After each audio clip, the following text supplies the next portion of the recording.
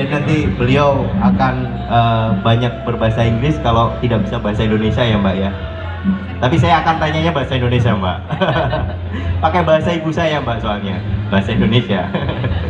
Ya, nanti akan menyusul Bapak Kepala Dinas Pariwisata Kota Yogyakarta, Bapak Wahyu Hendratmo yang sedang dalam perjalanan.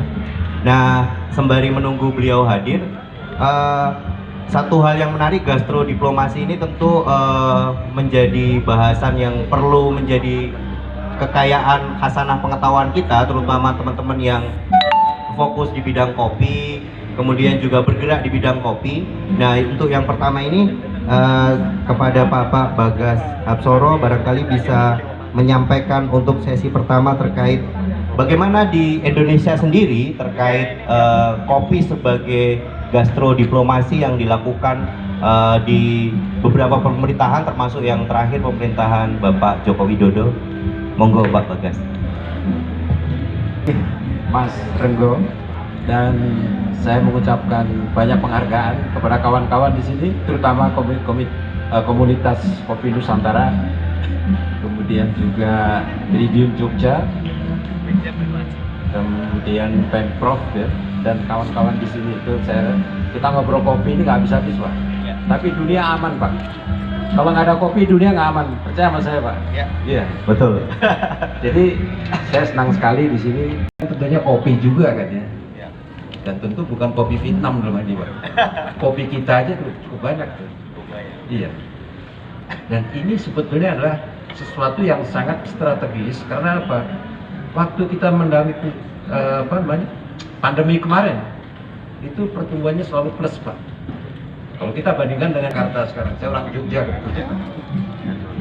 Bisa nggak kita ini dengan menggunakan merapi, menoreh dan segala macam itu bisa kita gunakan? Karena lahannya juga sedikit ya. Produksi kita kemarin saya ngobrol dengan Kepala Dinas.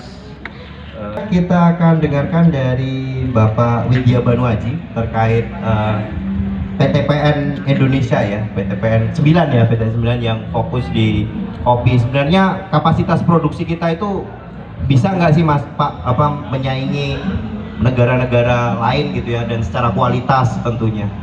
Monggo Pak Banu. Terima kasih Mas Teguh.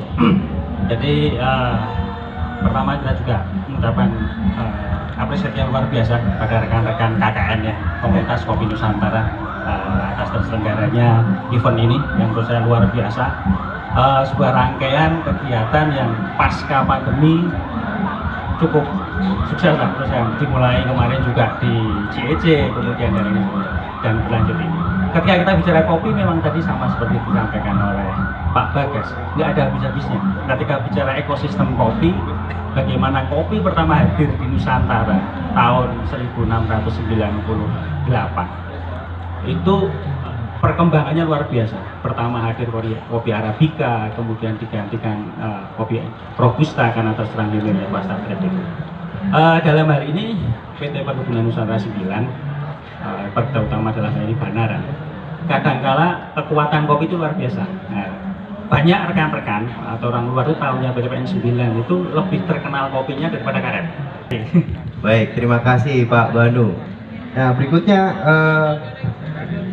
PTPN ini berarti kan memang satu perusahaan perkebunan yang memang sampai sekarang tetap konsisten ya Pak, menjaga kopi sebagai salah satu komoditas yang diunggulkan dari Indonesia ya Pak ya.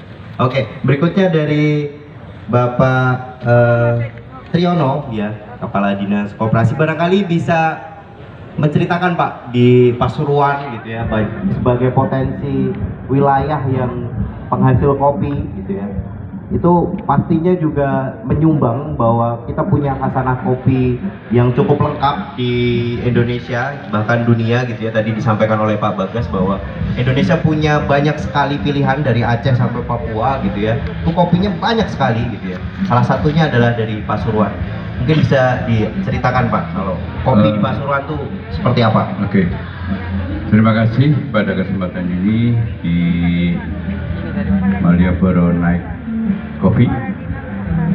Terima kasih undangan dari kami terima, dan kemudian kita juga ikut berpartisipasi di sini karena memang Jogja sebagai salah satu barometer ya kopi. Jadi Pak Bagas sudah menyampaikan, Pak Banu juga menyampaikan. Jadi di data di Kabupaten Pasuruan itu kita ada 5.000 hektar Pak Banu di Kabupaten Pasuruan. Ini tersebar di 8 kecamatan. Jadi kalau kita hitung aja per hektar itu bisa keluar 6 ton ya. 6 tonan gitu bisa kita hitung sekitar 30.000 ton kopi atau jadi bubuk mungkin sekitar 4.000 ton bubuk kopi.